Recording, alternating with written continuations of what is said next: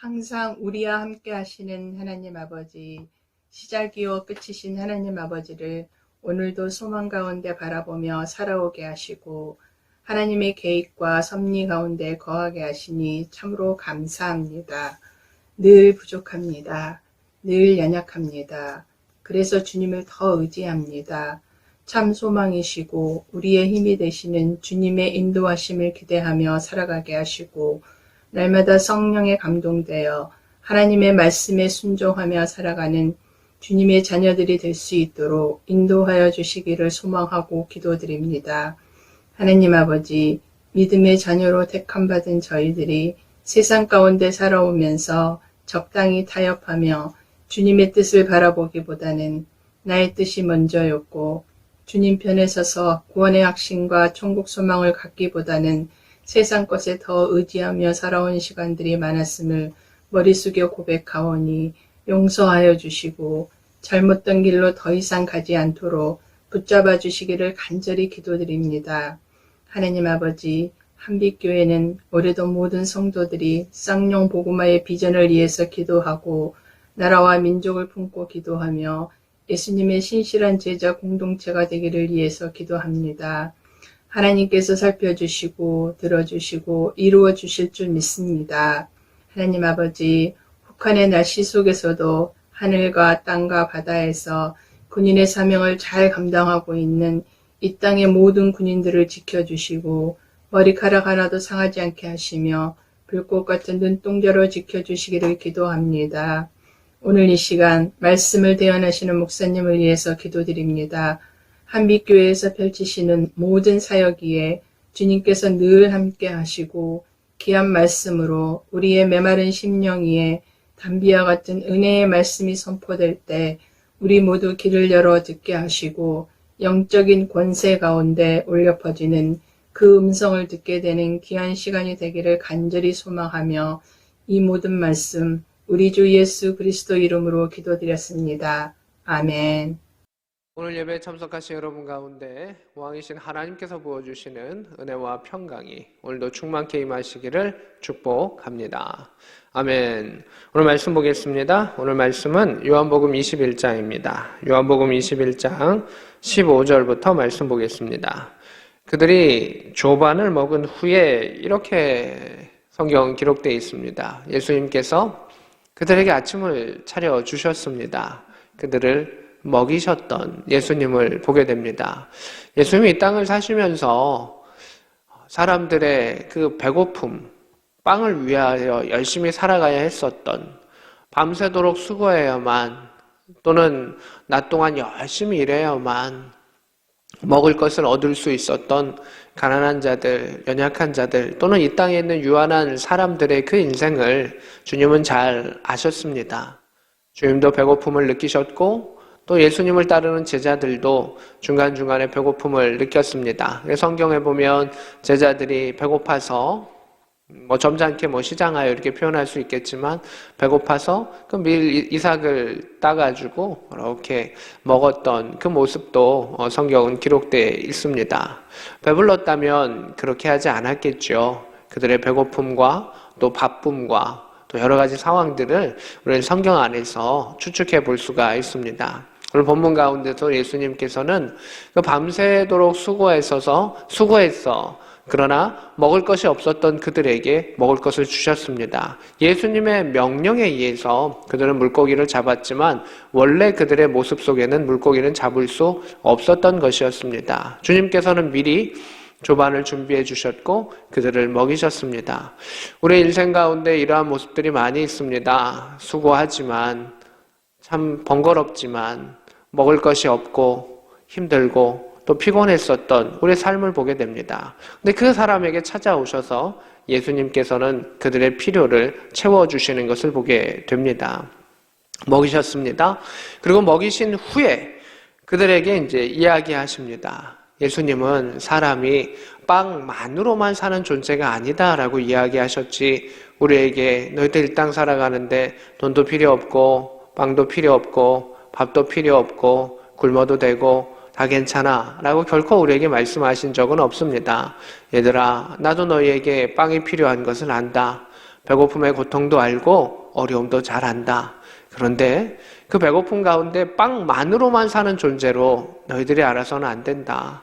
그것은 유한한 것이고 그 배고픔은 유한한 것이다. 사람의 생명은 유한한 것이고 배고프지 아니하는 영원한 육체가 있고 영원한 생명이 너희에게 있다. 그러하기 때문에 너희들은 빵도 중요하지만 하나의 말씀, 그 말씀이 참 중요하다는 것을 알아야 한다. 그 배고픔 가운데 오히려 주의 말씀을 더 찾기를 원한다라고 하셨던 그 주님의 말씀을 보게 됩니다. 그래서 오히려 배부른 부자들이 더 주의 말씀을 듣기가 어려운 것, 부자가 천국에 들어가는 것이 더 어렵다라고 말씀하셨던 그 주님의 모습을 우리는 기억해 봅니다.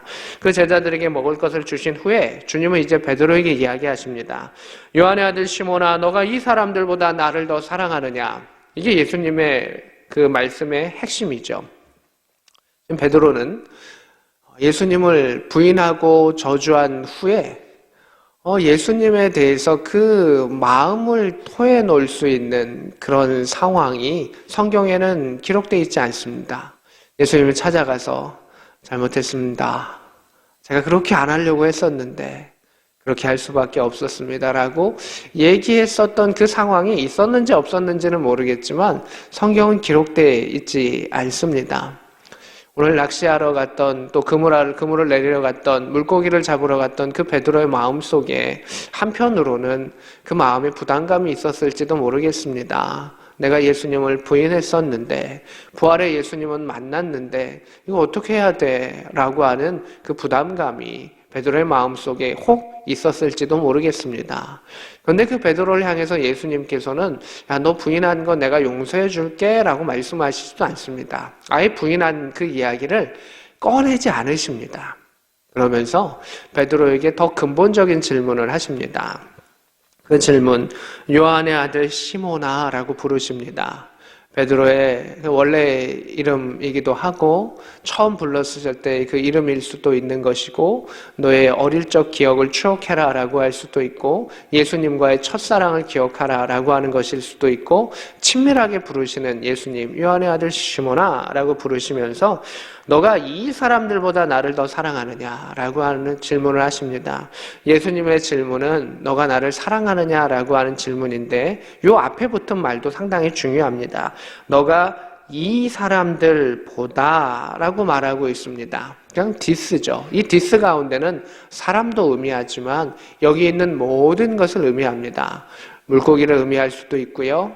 동료들을 의미할 수도 있고요. 너가 가진 것을 의미할 수도 있고요. 가족을 의미할 수도 있고요. 그 사람의 그 주변, 너의 주변 모든 것을 의미합니다.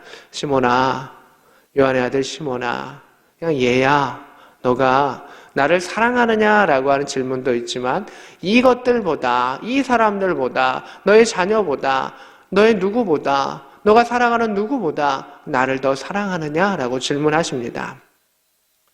빵만으로만 사는 게 아니라 하나의 말씀으로 산다라고 하는 것처럼 여기도 마찬가지입니다. 너희 딸을 사랑하지 말아라.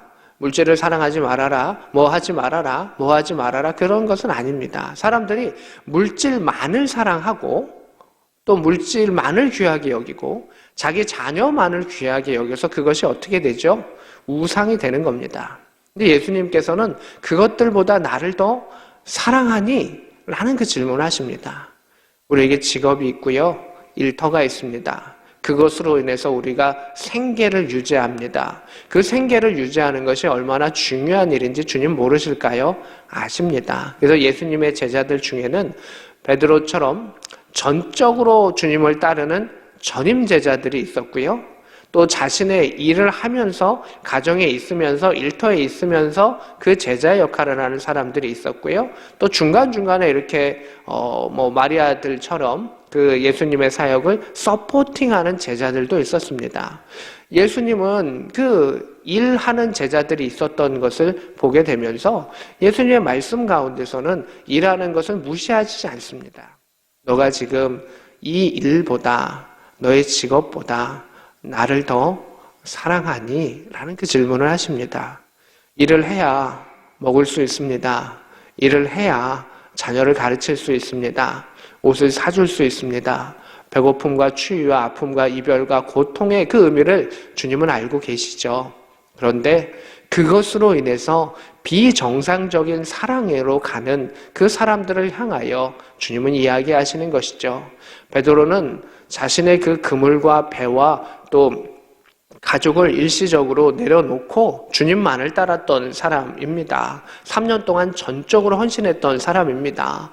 그러한 결단을 했었던 그도 자신의 목숨 앞에 또 자신의 주변에 있었던 상황들 앞에 결국 도망갈 수밖에 없었던, 부인할 수밖에 없었던 그 상황을 보게 됩니다. 그래서 이 사람들보다 나를 더 사랑하니 베드로는 주변과 자신의 목숨을 더 사랑했죠.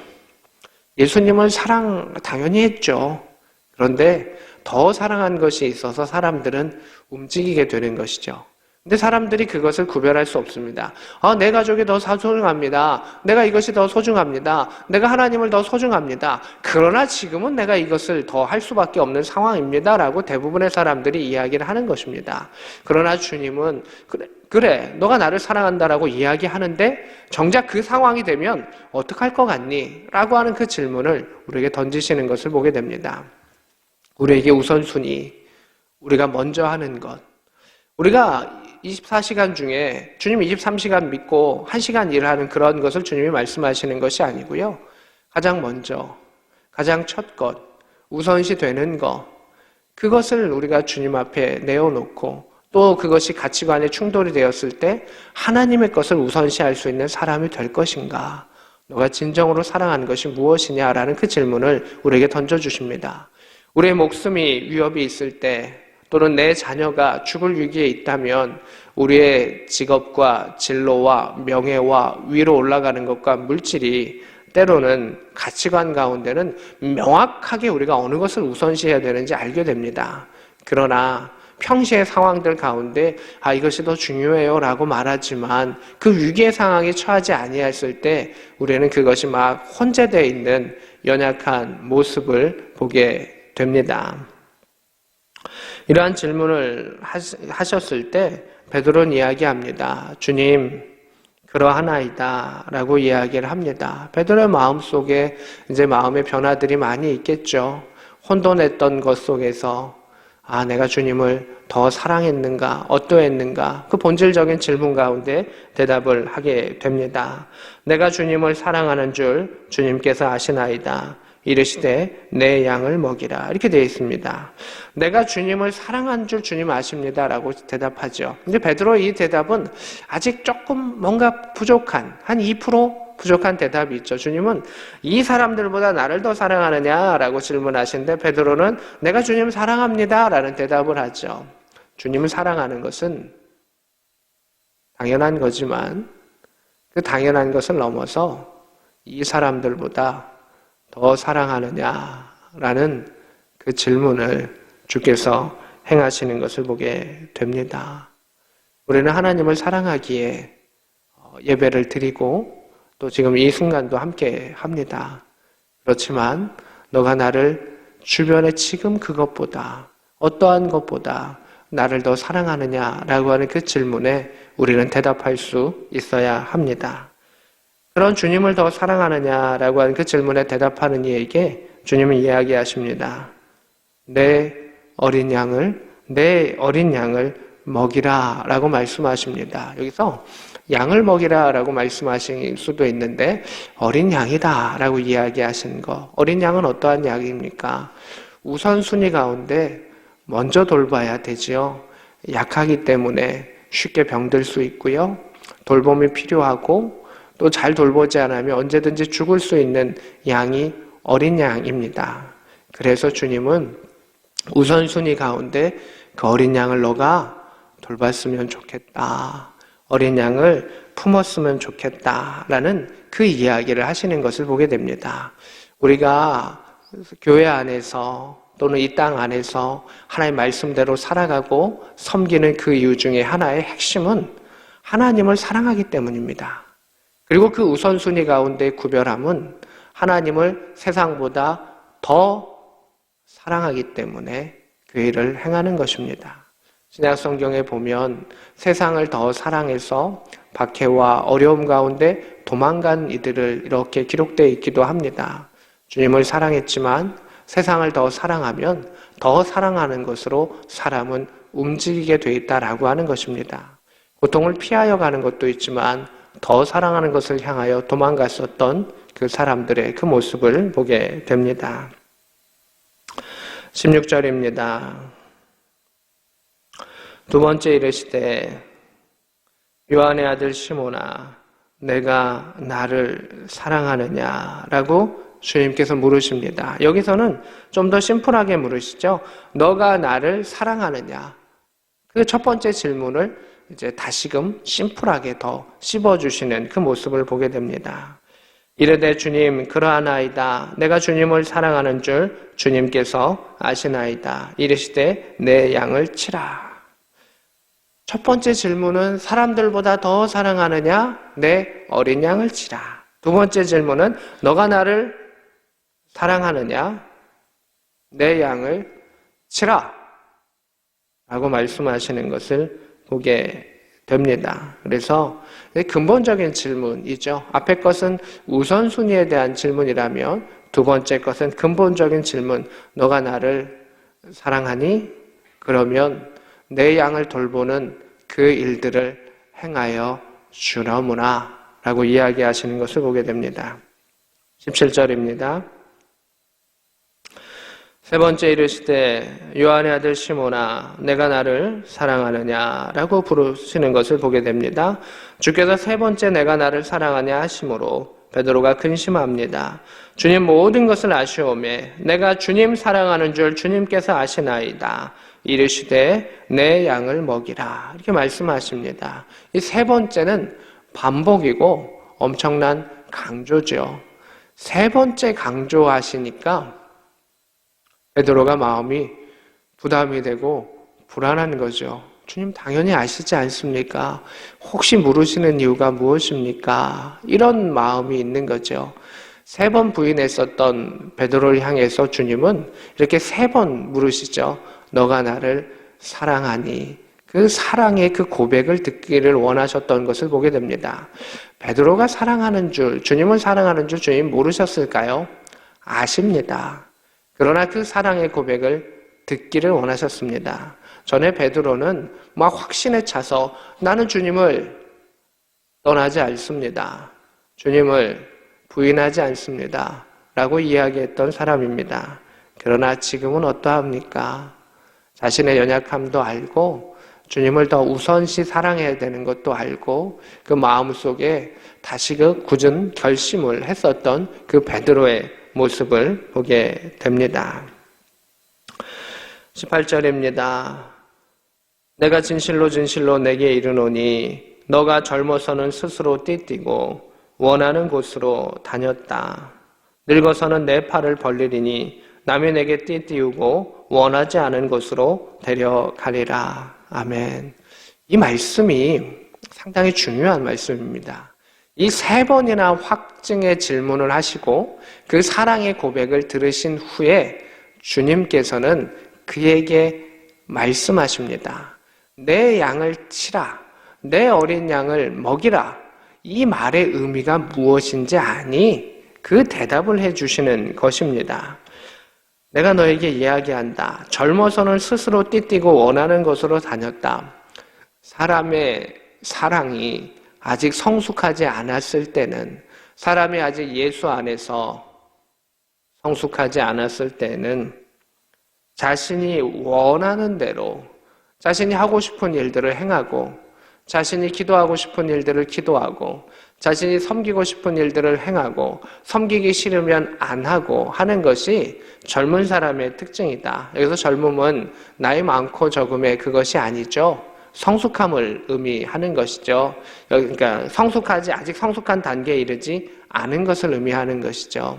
성숙하지 아니할 때, 아직 사랑이 무르익지 않았을 때, 그저 뜨거움과 열정만 가지고 달려갔었던 그때는 주님 내가 하겠습니다 라고 말하지만 결국은 자신의 마음이, 자신이 사랑하는 것이 더 중심이 되고 움직인다라고 하는 것입니다. 여기서 늙어서는이라는 것이죠. 이게 나이의 늙음도 되겠지만 신앙의 성숙함이기도 하죠.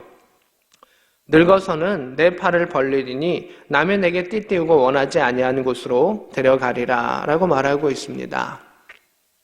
늙어서는, 물론 베드로가 어떤 죽음을 하실지 예수님께서 1차적으로는 설명해 주시는 거죠. 베드로는 로마에 가서 십자가에 거꾸로 달려서 죽음을 당합니다. 내가 예수님과 같은 그러한 모습으로, 자세로 내가 감히 죽을 수 없다라고 해서 십자가에서 거꾸로 달려 죽었다라고 하는 그러한 교회의 전승이 전해져 내려오고 있습니다. 하지만 우리 가운데 주시는 그 말씀은 무엇이냐 하면, 너가 늙어서는, 너가 신앙이 성숙한 단계가 되어서는 너의 팔을 벌리고 내게 띠띠우고 원하지 않는 것으로, 너가 하고 싶은 것, 네가 가고 싶은 것, 네가 원하는 것을 행하는 것이 아니라 남이 끌고 가는 그곳으로 갈 것이다. 근데 그 안에는 무엇이냐면 자신이 원하지 않는 것을 행하는 사랑이 더 성숙한 사랑이다라고 하는 것입니다. 내게 요구하는 것과 내가 하고 싶은 것이 일치되면 누구나 기쁘게 갈 수 있습니다. 사랑하는 이가 요구하는 것과 내가 주고 싶은 것이 일치하면 누구나 기쁘게 갈 수 있습니다. 그런데 사랑하는 이가 요구하는 것과 내가 하고 싶은 것이 다릅니다. 성숙한 사람은 사랑하는 이가 원하는 것을 해준다는 것입니다. 하나님께서 우리에게 원하시는 사랑의 모습과 방향이 있습니다. 신앙 안에 성숙한 이는 하나님의 뜻이 우선시 되기 때문에 그쪽으로, 그 방향으로 나아간다라고 하는 것입니다. 이것이 신앙의 비밀입니다. 하나님을 세상보다 더 사랑하고 하나님의 중심으로 살아가는 사람은 자신이 원하지 않는 일, 자신이 스스로 띠띠우는 것이 아니라 남이 내게 메어준 일도 얼마든지 감당한다라고 이야기하고 있습니다. 19절입니다. 베드로가 어떠한 죽음으로 하나님께 영광을 돌릴 것을 가르치심이러나 이 말씀을 하시고 베드로에게 이르시되 나를 따르라 라고 말씀하시는 것을 보게 됩니다. 예수님을 따르는 자는 자신의 죽음뿐만이 아니라 죽을 때까지 그것에 순종하며 나아가는 것을 보게 되고 죽음으로 하나님께 영광을 돌린다라고 하는 것입니다. 베드로가 그 십자가에 거꾸로 달려서 죽는 것도 하나님께 영광을 돌리는 사건입니다. 왜냐하면 자신의 뜻대로 산 게 아니라 하나님이 원하시는 일들을 행했기 때문에 그게 하나님께 영광이 되는 것이죠. 하나님께서 천지만물을 창조하셔서 하나님의 위대하신 영광이 있고 말씀에 순종해서 그 말씀 가운데 하시는 그러한 말씀에 순종하는 자들이 하나님께 돌리는 영광의 그 자리가 있다라고 하는 그 사실을 우리는 볼 수가 있습니다.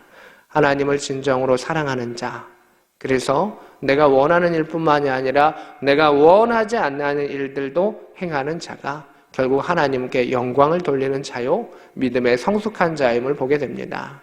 이제 우리가 그 말씀을 통해서 내 구주 예수를 더욱 사랑할 수 있기를 원합니다.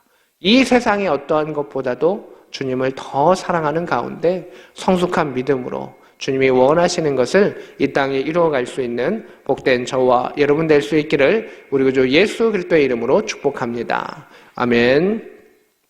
제가 기도하고 축도함으로 예배를 마치도록 하겠습니다.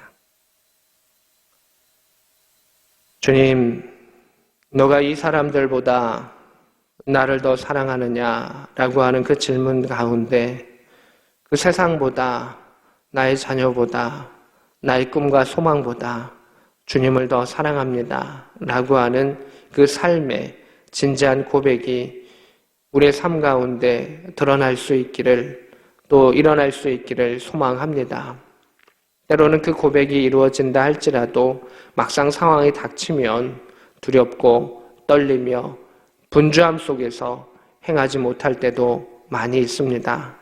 다시금 주의 말씀을 바라보게 하시고 십자가의 주님을 바라보게 하시고 주님의 위대하신 사랑과 결국 승리하셨던 부활의 주님을 통해서 다시 오실 주님을 기다리며 그 주님을 찬양하며 신뢰하며 믿음으로 가지며 소망 가운데 있게 하여 주셔서 온전한 사랑으로 거듭날 수 있는 우리의 삶이 될 수 있도록 인도하여 주시고, 우리가 젊어서는 스스로 띠띠고 자신이 원하는 곳을 가기를 늘 원했으나 성숙한 신앙인이 되어서 하나님이 원하시는 것과 하나님이 보내시는 것과 또 하나님의 어린 양을 먹일 수 있는 복된 복음의 증인들이 되게 하여 주옵소서. 지금은 우리 구주 예수 그리스도의 크신 은혜와 하나님 우리 아버지의 지극하신 사랑하심과 성령 하나님의 감동 역사 교통하심이 오늘 말씀과 함께하는 주의 백성들 머리 위에, 그들의 가정 위에 지금부터 영원히 함께 있을지어다. 아멘.